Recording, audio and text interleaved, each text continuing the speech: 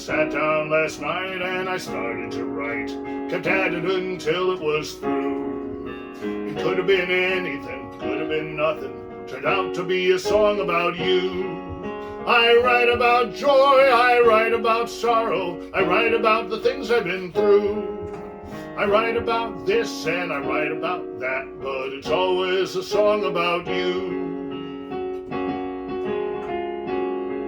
There's a world out there, but I just don't care. There isn't a thing I can do. Whenever I play, I've got nothing to say that isn't a song about you. I write about today, I write about tomorrow, I write about yesterday too. I write about how and I write about why, but it's always a song about you.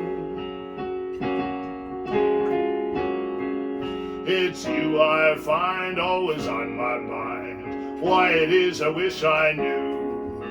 But like it or not, all I've ever got is another damn song about you. I write about life, I write about love, I write what I think is true. I write about me, but as you can see, it's always a song about you. It's always a song about you. Well, good afternoon, ladies and gentlemen, and welcome to Tennessee Walt 61 and counting.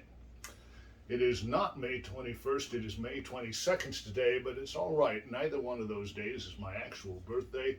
We are doing a retake on this show because we had serious technical problems yesterday, and we don't want to preserve as the immortalized version one where the sound is all messed up. Because frankly, the sound is much the better half of any show that I do. So, I'm not quite 61 yet, but I appreciate you joining us today for the party. And I'm doing a concert of entirely original songs. First one of these we did was last year for my 60th birthday. That one is still available on YouTube if you'd like to check it out. If you saw that one before, don't panic. This time there's only going to be one song that overlaps.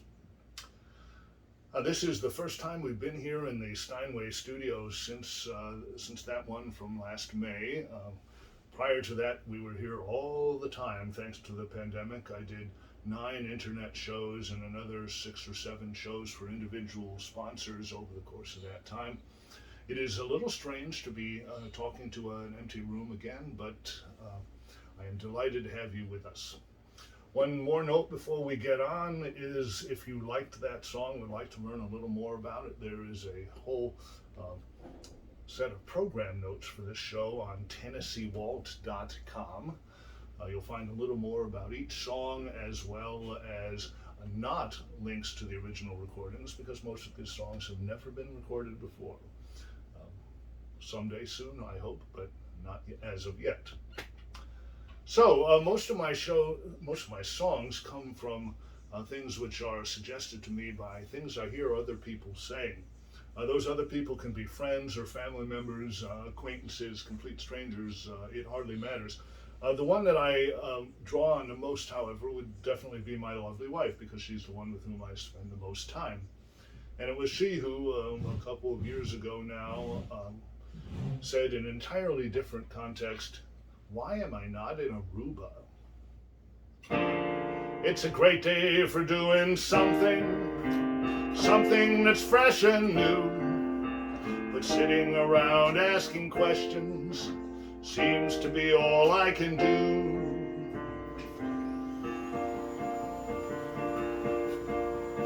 Why am I not in Aruba? Why is this not Timbuktu? How come I'm not in Nashville? Why am I not with you? Why can't I write songs like Hank Williams? Sing like Johnny Cash used to do? How come I'm not George Clooney? Why am I not with you?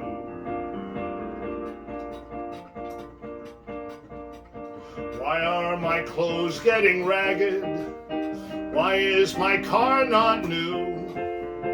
How come I'm not worth $1 million? Why am I not with you? Why can't I get up in the morning? Why am I not 22? How come my hair turned this color? Why am I not with you? Why doesn't this song have verses? Is this the best I can do? One chorus after another. Why am I not with you? Why am I not in Aruba? Why am I not in Bayview? Why is it I'm not somewhere, anywhere else with you?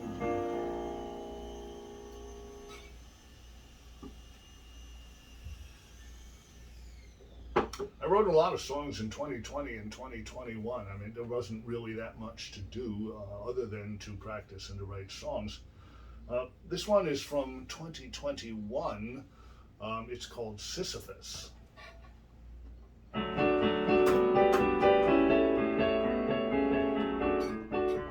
Out back of my house is a big old rock tall as the second floor.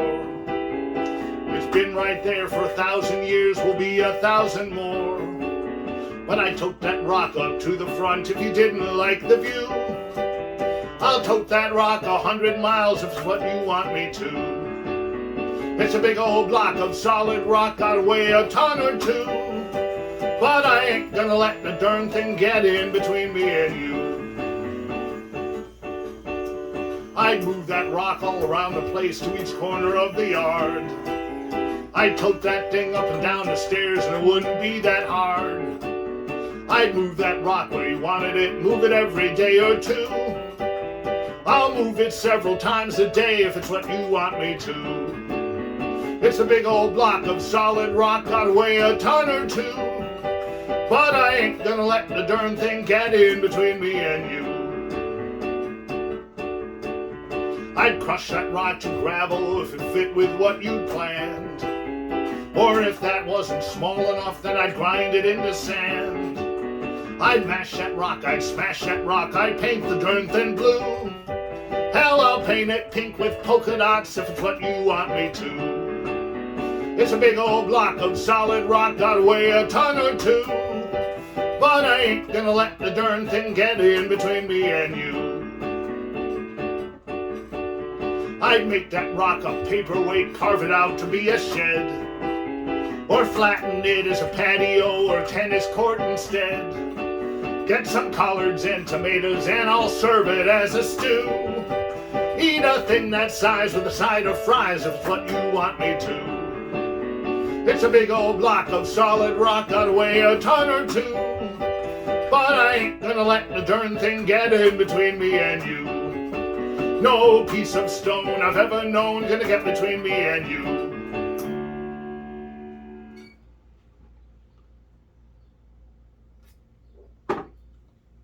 You may recall that back in August of 2017, there was a total eclipse of the sun, which was visible throughout the United States, which was comparatively unusual. Unfortunately, at the time, my lovely wife and I were in northern Michigan, which was too far north to get totality. You needed to be further south. In fact, the best place in the United States to watch it was Nashville.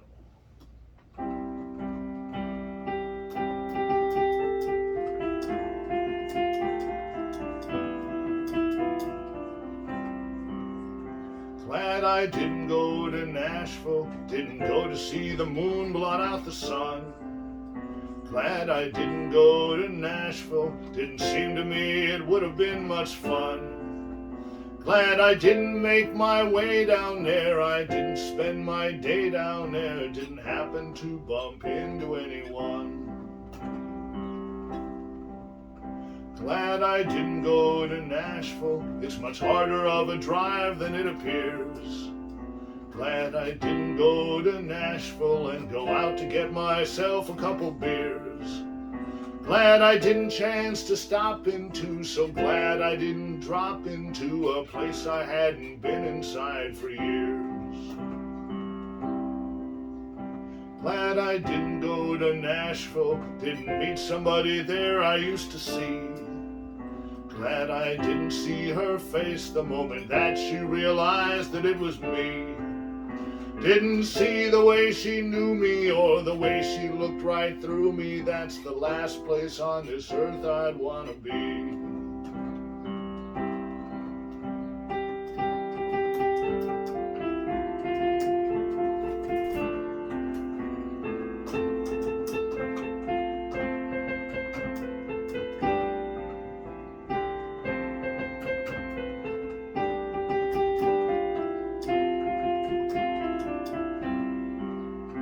Glad I didn't go to Nashville, didn't go to see the moon blot out the sun.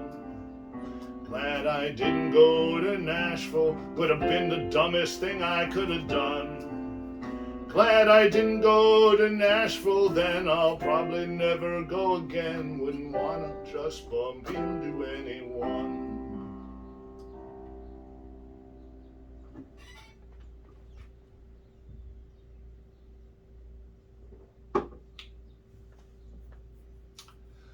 For the past 46 years, I've been a member of the Gilbert and Sullivan Light Opera Company of Long Island.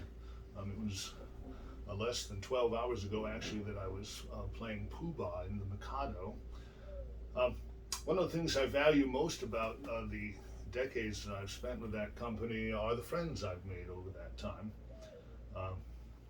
One of them is Stanley Bergman, a friend of mine who is an accomplished gardener.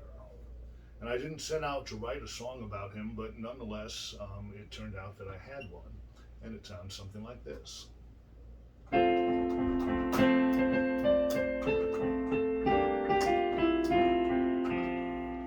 planet's getting hotter, the seas are turning brown, unemployment's going up, all the jobs are leaving town.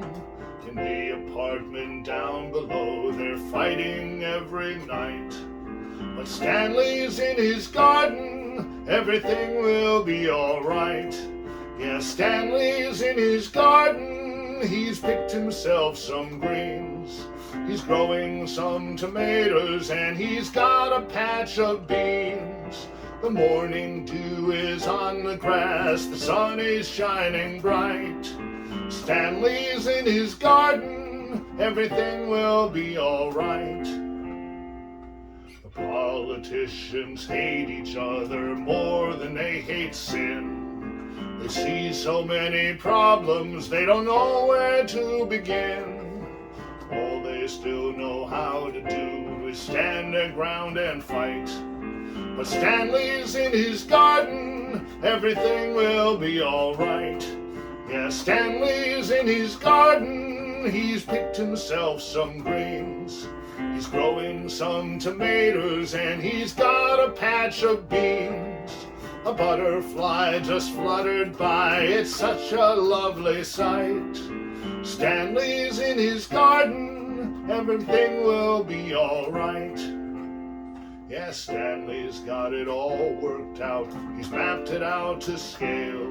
These 3 square feet for strawberries, that's 6 square feet for kale. What he doesn't do this morning, he will get to by tonight. Stanley's in his garden, things are gonna be alright. The rich are getting richer, and the poor are getting screwed. There's poison in our water, and there's garbage in our food. The white man shoots the black man, so the black man shoots the white. But Stanley's in his garden, everything will be alright. Yeah, Stanley's in his garden, he's picked himself some greens. He's growing some tomatoes and he's got a patch of beans. It's not too hot, it's not too cold, the chance of rain is slight. Stanley's in his garden, everything will be alright. Yeah, Stanley's in his garden, everything will be alright.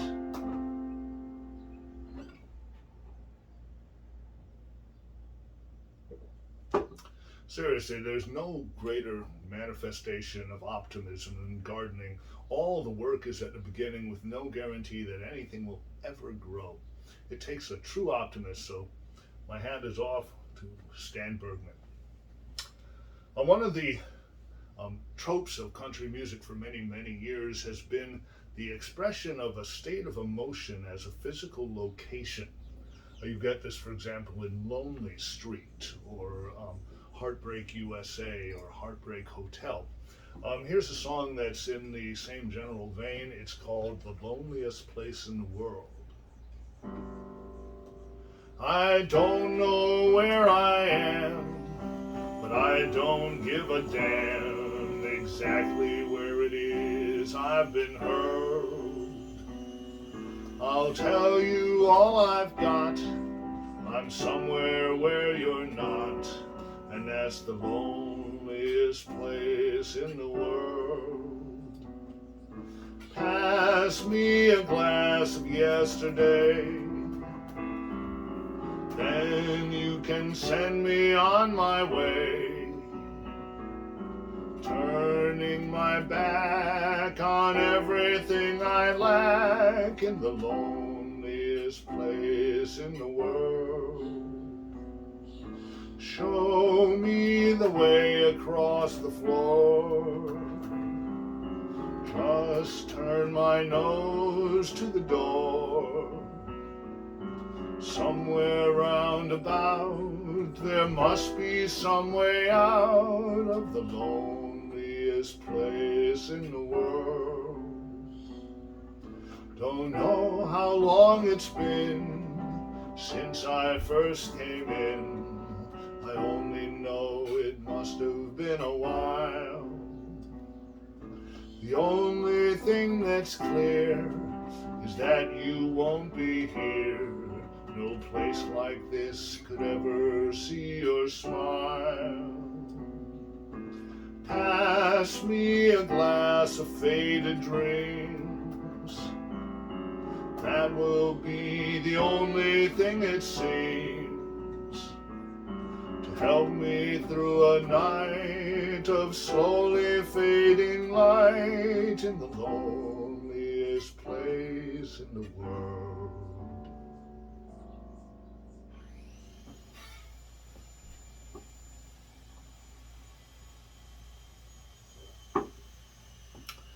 This is a 2022 song. I actually premiered it only last month in East Hampton. I thought about not doing this song today, frankly. It seemed that given recent events, the subject matter might be a little raw for people.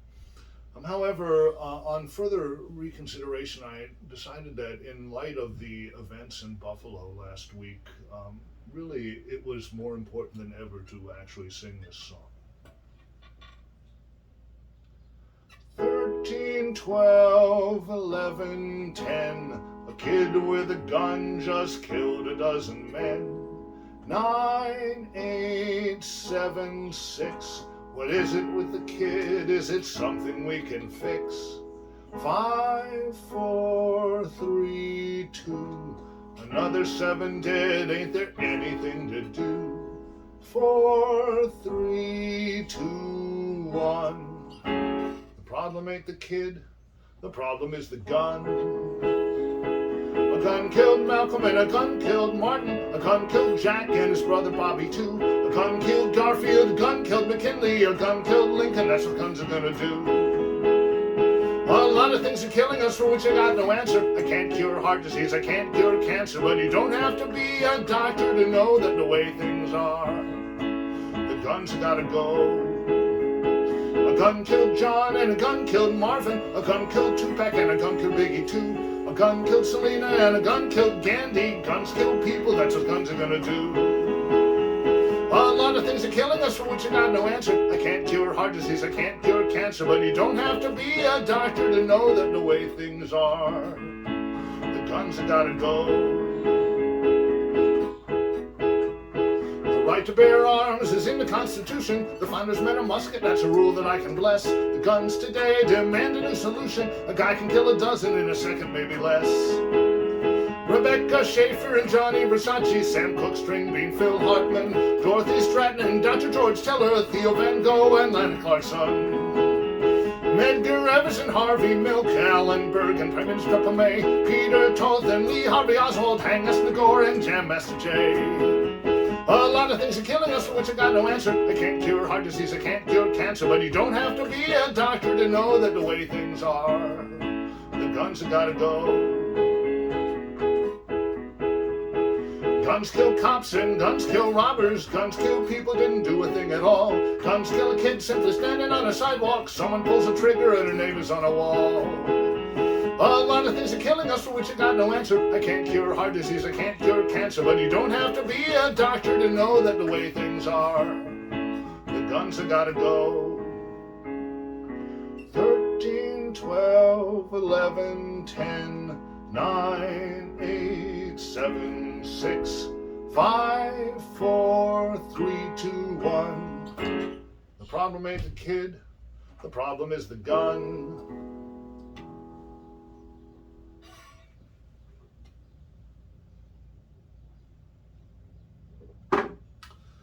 From one of my newest songs to one of my oldest, this one I think is from 2016.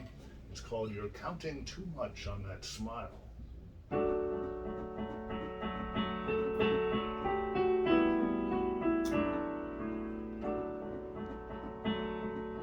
When you smile and tell me that I'm the only one, your smile is so bewitching, I forget the things you've done.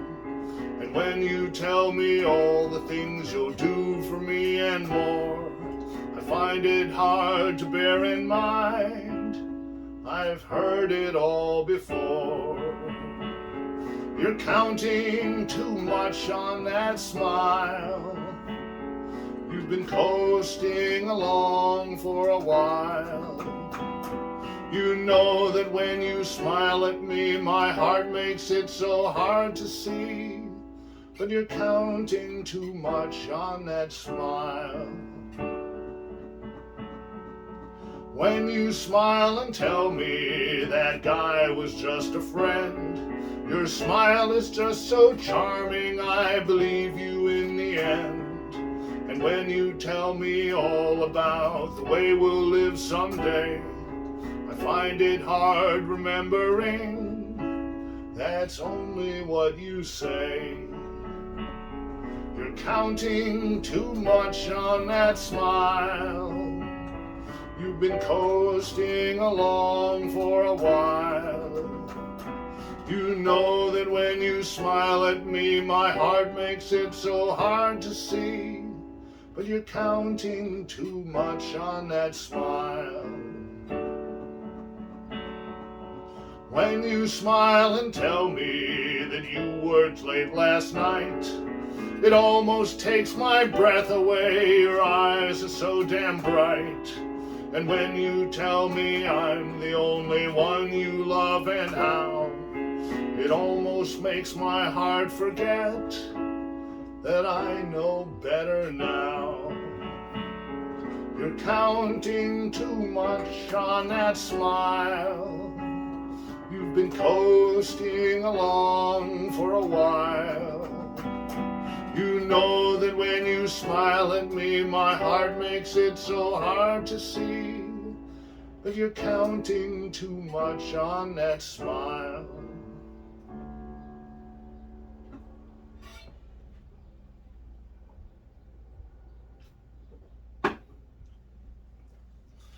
My winter and spring have been organized around my summer. This July, I'm going to be doing a week-long set of 4 shows in Bayview, Michigan for the Bayview Music Festival. When I say 4 shows, I don't mean 4 performances of the same show, but 4 entirely different shows. I'm going to be doing on Monday, July 18th, Bristol and Beyond, the birth of country music. On Wednesday, Hank's a Lot. On Friday, Riding with the Outlaws. And on Saturday, an all-originals program called Sounds Like Country from Here. And that means I have to get four shows jammed into my head all at the same time. That would be 80 or 90 songs, plus all the things that I say to the audience about those songs. It's a considerable challenge, especially since I have three other shows that I have to do performances of between now and then.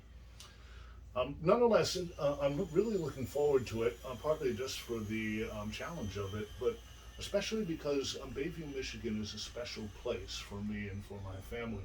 My great-grandfather bought a vacation home there in 1895, and it has stayed in the family ever since.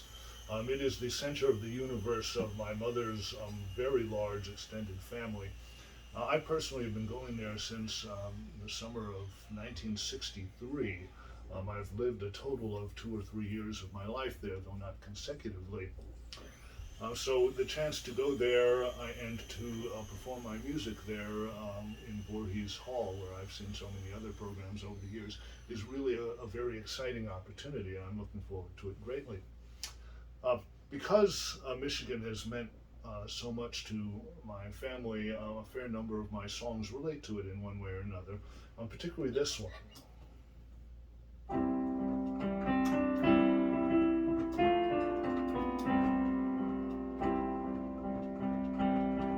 My ma was born in Michigan, my pa was born in Michigan, and 3 grandparents also came from there. I was born, you know where, a great big city far from there, and that's the place I'm almost always in. It's big and noisy as can be, it always stands as home for me, but my compass also turns to Michigan.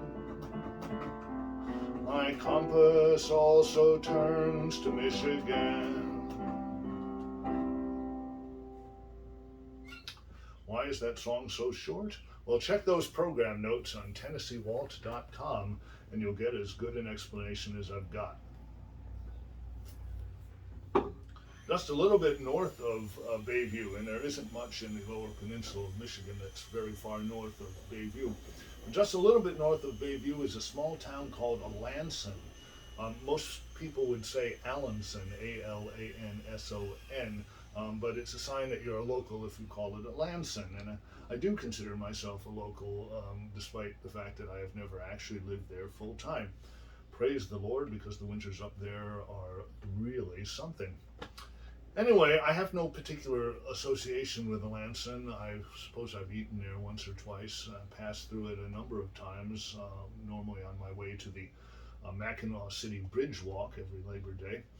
But it kind of surprised me when I found a song running through my head, and it turned out to be, at least to some degree, about Alanson. But songwriting is like that sometimes.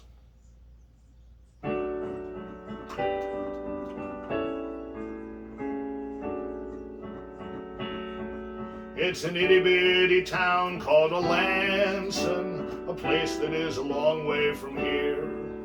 A speck on the map called Alanson, a place there isn't anywhere near.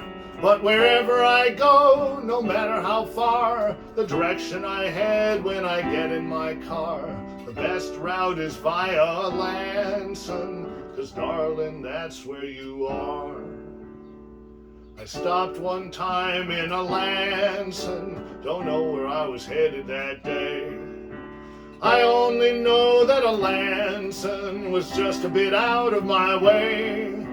I stopped for some Joe, the waitress gave me a smile. Since then all I know is I've been singing a while about an itty-bitty town called Alanson, a place that is a long way from here.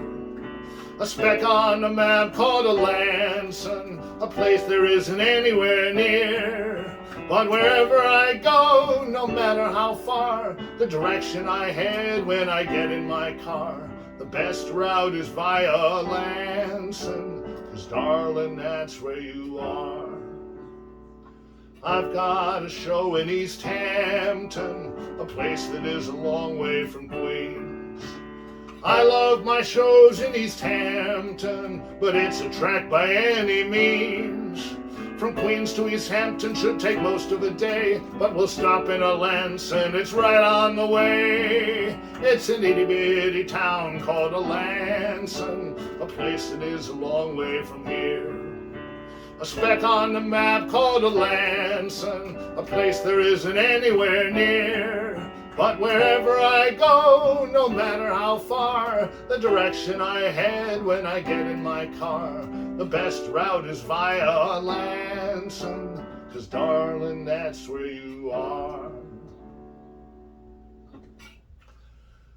I make a mistake every once in a while so you can tell I'm not lip syncing.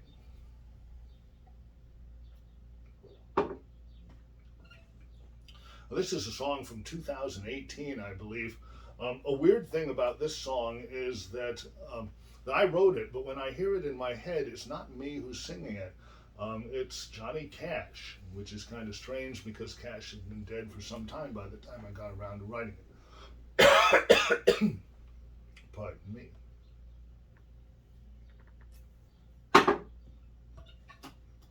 I'm always happy to hear Johnny Cash's voice, however, even if it's a song that he never actually sang.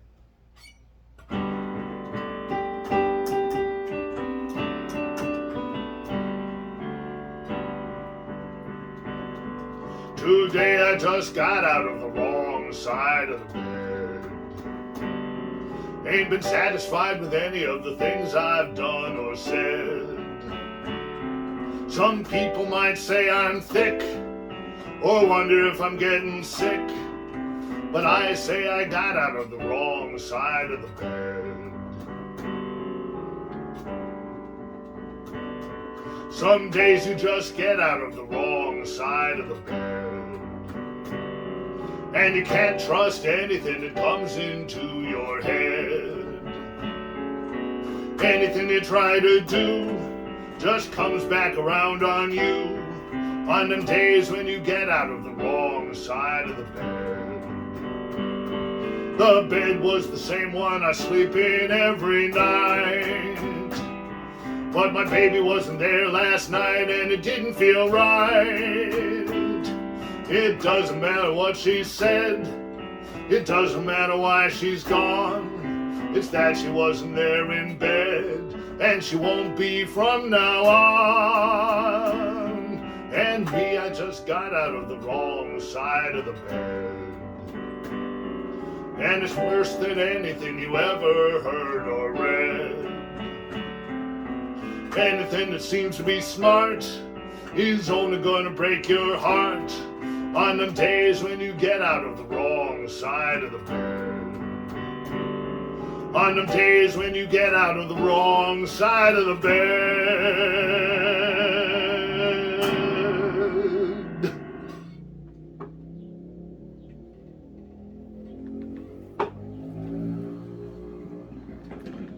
When I announced this show, I did not include a request, an invitation for requests.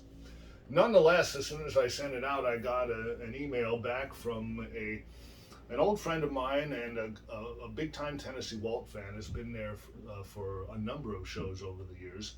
And he said, "You are going to do the Rockettes song." Well, truthfully, I hadn't planned to do the Rockettes song, mostly because it's called Christmas in New York, and it seems a little strange to be doing a Christmas song in May. At the moment it is 85 degrees. I can assure you it doesn't feel at all Christmassy. However, a friend is a friend, a request is a request. So, if you would, please cast your mind back about 5 months to a more seasonable time for this song.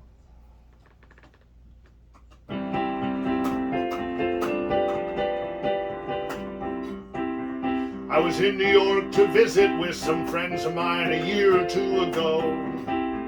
I told them while I was in town I thought I'd kinda like to see a show. They said, "Well, you will never see a show so good or women half as pretty. You gotta see the Christmas show they're putting on uptown at Radio City." Well, I gotta say I'm not so young, I've seen a thing or two along the way. But I never saw a show as entertaining as the one I saw that day. They had 2 camels on the stage and magic everywhere I cast a glance. And I couldn't help but cheer when that whole line of pretty girls came out to dance. They clapped, they rapped, they tapped, they rattled and they pattered and they clattered. They pranced around the stage, just shaking everything they had that ever mattered. And I couldn't quite believe the roar that shook the house for their big final scene.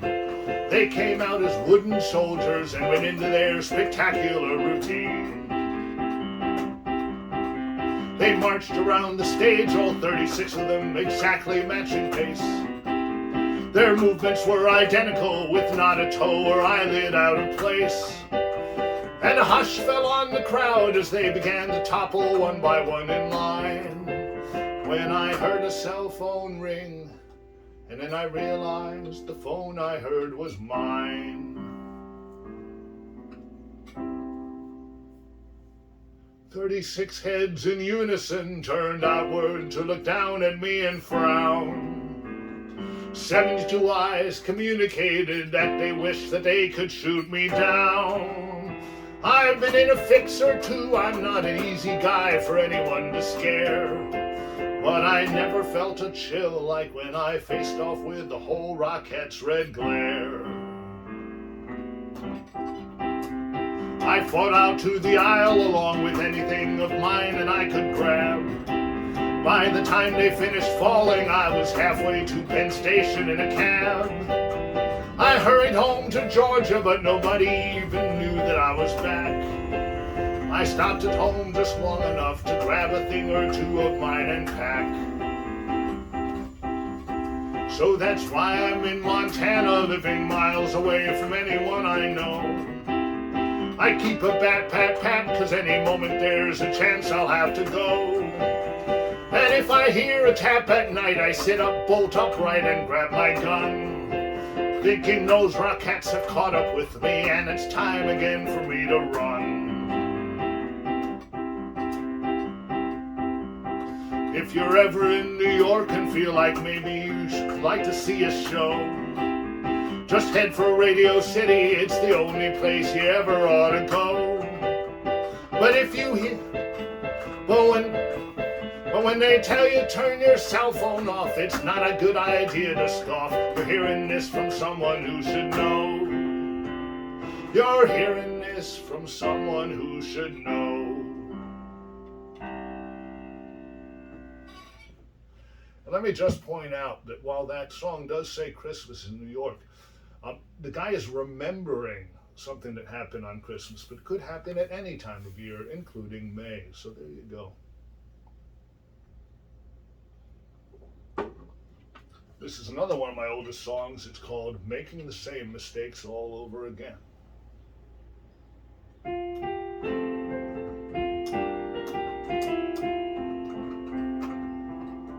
The moment we said hello, I could see how this was gonna go. It's not as if I haven't been here before. Your laugh and your sweet smile would keep me stupid a while, but sooner or later I was bound to see something more.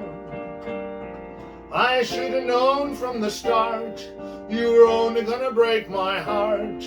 It wasn't a question of if, just a question of when. I've been so often burned that you'd think I might have learned, but I'm making the same mistakes all over again and again.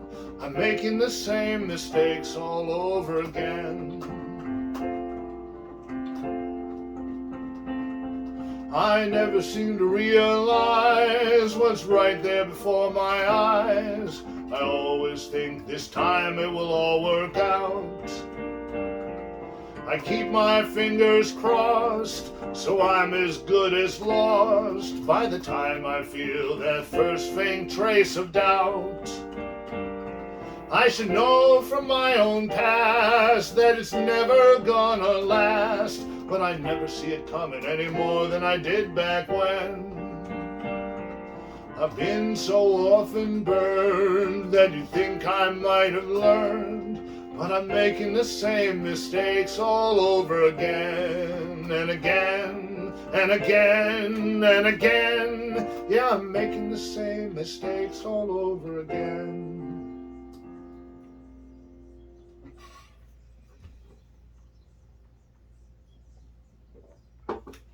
Country music is, among other things, obsessed with its past and its own myths and legends, much more so than any other genre of music that I can think of. To explain this next song, I need to give you just a little bit of country music history. This song is called 1927. The allusion is to the Bristol Sessions of 1927, also known as the Big Bang of country music. Short version, there was a guy named Ralph Peer who was a producer for the Victor Talking Machine Company, one of the early record labels. And he was touring the South looking for traditional music which might have commercial potential on records. So basically he was traveling from place to place and conducting auditions. And in Bristol, which was not by any means the first stop on his tour and was not to be the last one either, but in Bristol, in a single 2-day period, actually, he discovered a young singer named Jimmy Rogers and a vocal trio called the Carter Family, both of whom were signed to Victor contracts, and by the end of the next year were country music's first 2 superstars, especially Jimmy Rogers, who to this day is known as the father of country music. The Carter family are known as the first family of country music, which is not quite as grand as that, but still. Obviously, as the years have gone by, the Bristol Sessions have become these legendary things, and there's all kinds of stories that are told about them, some of which are demonstrably true, some of which are demonstrably false, and some of which probably fit somewhere in between. If you would like to know about the factuality of the particular things that I reference in this song, check the program notes on TennesseeWalt.com, where I will give you the best I can.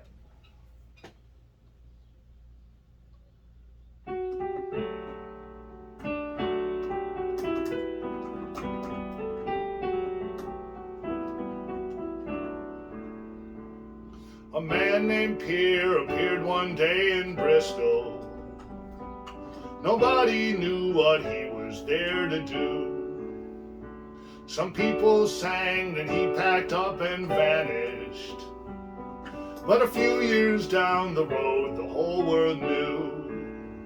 'Cause you couldn't kill this music with a pistol. You couldn't stamp it out with scorn and jeers. For the music from that short 2 weeks in Bristol has echoed and re-echoed through the years. The Carter family snuck up the back stairway, ashamed because their clothes were old and plain. But once they got inside and started singing, they'd never have to use back stairs again. The Geneva Ramblers rambled into Bristol, then fought about what songs they ought to play. So their singer then auditioned as a single, and Jimmy Rogers blew them all away. Yeah, you couldn't kill this music with a pistol. You couldn't stamp it out with scorn and jeers. For the music from that short 2 weeks in Bristol has echoed and re-echoed through the years. The room where Pierre recorded was a small one, but big enough for what he'd come to hear. It was big enough to hold a world of music, and that room keeps getting bigger every year. There was room for Johnny Cash and for Hank Williams. Roy Acuff and Merle Haggard could squeeze in. There was room for Kitty Wells and Dolly Parton, for Tanya Tucker and Loretta Lynn. There was room for Reba McEntire, Red Foley, Faith Hill and Tim McGraw and old Hank Snow. For two Joneses, meaning George, but also Grandpa, Alan Jackson and Ray Price with room to grow. There was room for Eddie Arnold and Hank Thompson, for Taylor Swift and Ernest Tubby T. There was room for both Christopherson and Nelson, and I'm so glad there still was room for me. Yeah, you couldn't kill this music with a pistol. You couldn't stamp it out with scorn and jeers. For the music from that short 2 weeks in Bristol has echoed and will echo through the years. For that song, I did something that I don't usually do. I used a pre-existing tune. It seemed appropriate to that one, though. This is a very old tune that has been used many times over the history of country music. The Carter family recorded it as I'm Thinking Tonight of My Blue Eyes. Hank Thompson recorded it as The Wild Side of Life. Kitty Wells as It Wasn't God Who Made Honky Tonk Angels. Johnny Cash as Flush from the Bathroom of Your Heart, after which the song took a little while off, probably advisedly so, but here it is again, and it'll probably turn up now and then for the rest of time. From 1927 to 2021, which is when I wrote this song.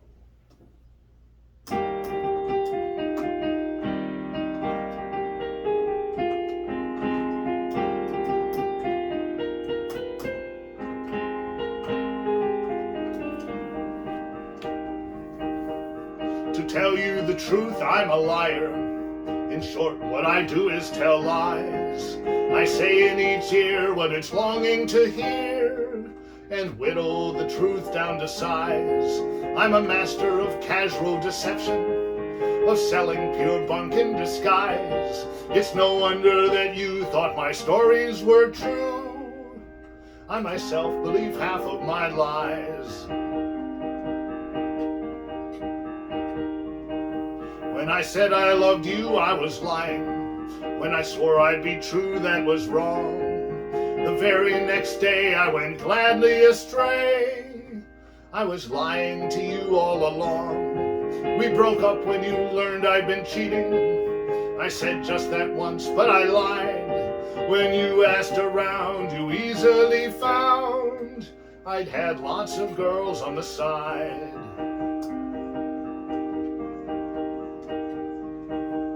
I said without you I'd be happy. I said on my own I'd be fine.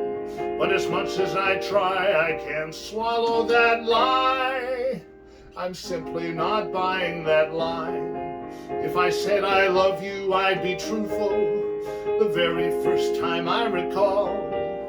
But I know that you, after all you've been through, just wouldn't believe me at all.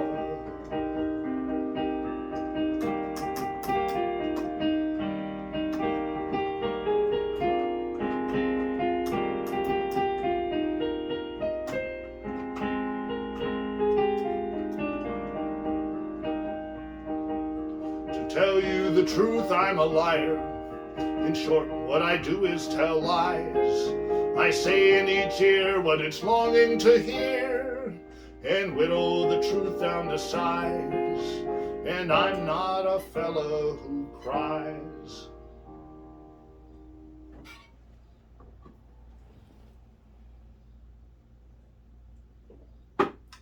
Yeah, there are a lot of country songs about bad relationships. It's one of the staples of the genre. Most of the time they're downbeat, sad, depressing songs, but there are plenty of funny country songs as well, and a lot of them are also about bad relationships, such as this one, which I wrote in 2019, if memory serves.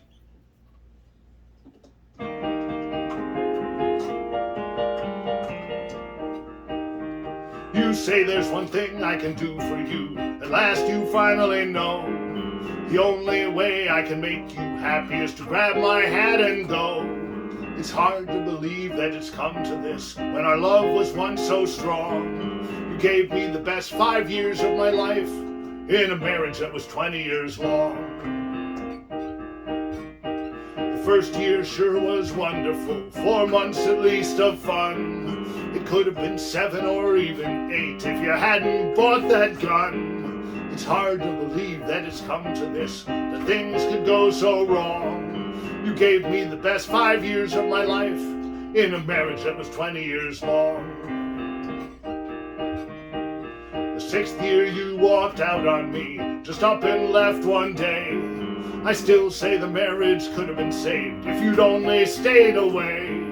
It's hard to believe that it's come to this, that it's here where we belong. You gave me the best 5 years of my life in a marriage that was 20 years long. I've asked around and everyone agrees that you're to blame.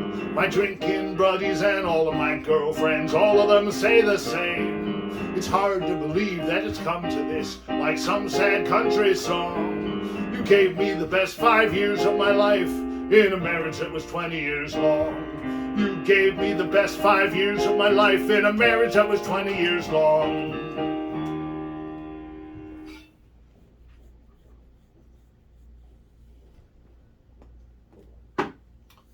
I'd like to take this opportunity to show you this CD. For those who are watching on their phones, it's called Far Side of the World. It's a 2002 disc by the great Jimmy Buffett. Now you may be asking yourself, why is a guy who does a country show talking to us about Jimmy Buffett, a man who under no reasonable definition could be considered a country artist? Well, as it happens, I did not actually buy this CD, at least not intentionally. You see, back in early 2010, I ordered a movie, a DVD from Amazon.com, and this CD came in its place. Now, I wasn't especially upset about this. I mean, mistakes happen, and I pretty much like Jimmy Buffett. But I couldn't help thinking that somewhere out there was some guy staring at my movie, wondering whatever happened to his Jimmy Buffett album. And maybe he doesn't like my movie as much as I like Jimmy Buffett. So I decided I ought to send an email to the Amazon customer service desk.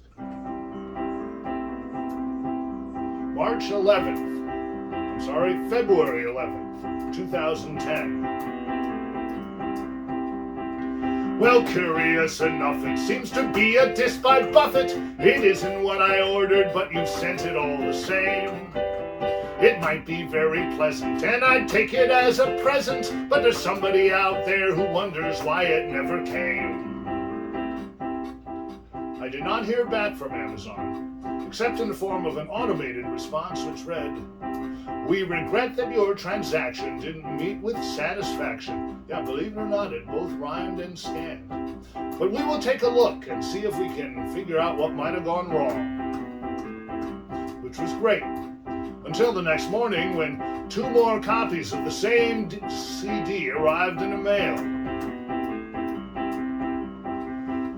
February 13th, 2010. Is this some kind of bluff? It looks like 2 more discs by Buffett, each in a separate package and each one addressed to me. Is someone getting lazy, or has Amazon gone crazy? I didn't order one of them, I've got no use for 3. February 13th, 2010. Well, I hate to come on tough, it looks like 24 discs by Buffett, each in a separate package and each labeled with my name. You can tell each one who sent it. I'm beginning to resent it, but I don't hold them responsible. It's Amazon I blame. Yeah, you can take this disc and stuff it. It's another disc by Buffett. It isn't what I ordered and it's not what we agreed. You can take this disc and shove it. I may hate it, I may love it, but I've got a lot more of it than I'm ever gonna need. February 14th, 2010. It was Valentine's Day, but this was no love note. Well, today was just like heaven, 'cause I only got 11. My mailman glares at me, he thinks that I'm some kind of loon. I've told him he can rough it. I'm a guy gets dissed by Buffett, and there isn't any evidence it will be over soon. And yeah, those CDs kept coming, day after day, lots of them. Though never quite so many as on that third day when I got 24 copies of the same CD simultaneously. Even so, it was not until mid-March that I finally felt able to write to Amazon with a slightly less hostile tone. March 11th, 2010. Well, by some kind of freak, I've only gotten one this week. It's almost as if someone there were reading my notes. If so, keep the good work going, and there's a chance I won't be showing up out there in Seattle to wring your scrawny throats. And indeed, for the entire month of March 2010, I received only 4 unsolicited copies of Far Side of the World, and I decided that the crisis was over. This left me with only one issue to be resolved, what you might call a storage problem. June 11th, 2010, from the Garden City Public Library. We write with appreciation of your generous donation to the library book sale of 71 CDs. But sorting through the stuff, it seems it's all one disc by Buffett, so we thank you very kindly and would ask a favor, please. If you have any more of them, you seem to have a store of them, each one of them a copy of this Jimmy Buffett gem. Well, there are libraries galore, having book sales by the score, and it really would be great if you'd be generous to them. Yeah, you can take this disc and stuff it, it's another one by Buffett. The library book sale appreciates your thoughtful deed. But you can take this disc and shove it. We may hate it, we may love it, but we've got a lot more of it than we're ever gonna need. We've got a lot more of it than we're ever gonna need.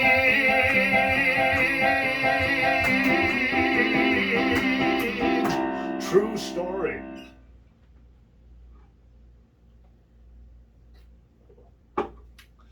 That song goes out to my friends in Pittsburgh, Sally Denmead and Jonah Winter, without whom the song probably would never exist.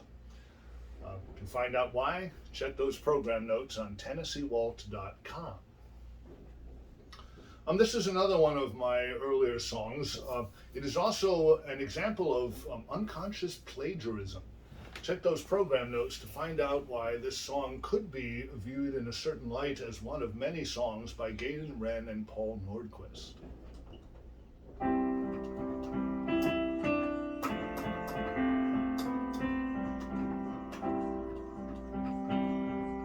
She left me an empty closet and half an empty bed. It wasn't anything I did or anything I said. Some folks are meant to stay and some to go away. I'm surprised she stayed as long here as she did. She's so wonderful, her feet don't touch the ground. So there never was a chance she'd stick around. The wind blows and she goes. No matter what she may say, she was never gonna stay. The wind blows and she goes. She's been back in town a time or two or more since then. We haven't found the chance to talk or even meet again. It doesn't matter much. We've been so out of touch, and she's still the person that she was back when. She's so wonderful, her feet don't touch the ground. So there never was a chance she'd stick around. The wind blows, and she goes. She only comes to stay so she can go away. The wind blows and she goes.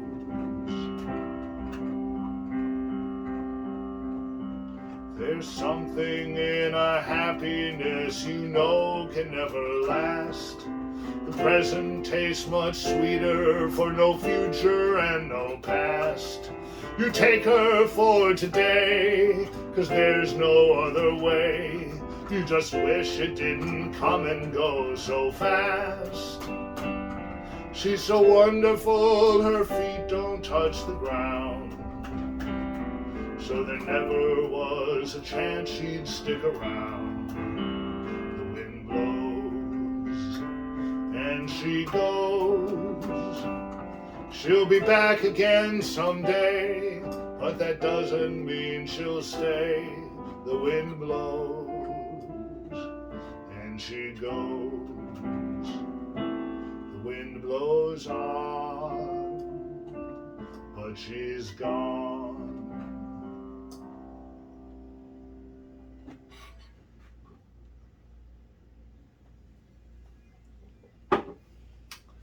That song was also inspired by a Tim Burton movie. Want to find out which one? Check the program notes on TennesseeWalt.com. Well, we're up to our final song, and normally when I say that, I certainly don't mean it. I'm renowned for my eagerness to do encores. Mostly this is because the shows that I play for money are made up of classic country songs, Hank Williams, Johnny Cash, Merle Haggard, those guys. So it's usually at the encores that I get to do a few of my own songs. Today, however, I'm really not feeling a need to do encores because essentially the whole program has been made up of encores, being all original songs. So I'd like to take this opportunity to thank you for joining us today for take 2 of 61 and counting. Please, if you're not already on our mailing list, drop us an email at 10walt@gmail.com. That's TENN, not the number 10, but TENNWALT@gmail.com. That will put you on an email list where you will receive notifications of all of our upcoming shows, both online and in person. Or if you'd rather not be on a mailing list, you can follow us on Facebook.com/TennesseeWalt, or you can visit TennesseeWalt.com, where in addition to those program notes, you can find a tour page which will list all of our upcoming shows. One way or another, please stay in touch. I would love to sing for you all again sometime. For our final number, it's a song that I wrote in quite a hurry back in 2019. It occurred to me on a Monday, and I was doing a Wednesday night show in Manhattan, actually, at Don't Tell Mama. And I rushed it through to get it ready to go on that occasion. Only subsequently did I look back at it and realize that it's actually one of the most autobiographical songs that I've ever written. I didn't think of it as such at the time, but it expresses my attitude towards life, and especially my attitude towards the artistic world, whether we're talking in my case, writing or theater or country music, but basically anything along those lines. My mama used to caution me to look before you leap. It's smart, she said, to always keep one eye open when you sleep. She said, don't count your chickens till you've got them safe in hand, and never burn your bridges, you might need a place to stand. But bridges are for burning, they're not to run away. To look before you're leaping takes all the fun away. Chickens are for counting, don't you always want to know? And bridges are for burning, they make such a lovely glow. I do a lot of crazy things with not much chance to pay. My dad would say I'm doing that with every gig I play. I plan to do it all my life until it's time to go. 'Cause after all, until you try, you never really know. And bridges are for burning, they're not to run away. To look before you're leaping takes all the fun away. Chickens are for counting, don't you always want to know? And bridges are for burning, they make such a lovely glow. I know there's lots of people cross their T's and dot their I's, and never mess with anything until they're sure it's wise. It's a way of living, one I'll probably never try. You live that way, you may not even notice when you die. And bridges are for burning, it's not to run away. To look before you're leaping takes all the fun away. Chickens are for counting, don't you always want to know? And bridges are for burning, they make such a lovely glow. Yeah, bridges are for burning, they make such a lovely glow.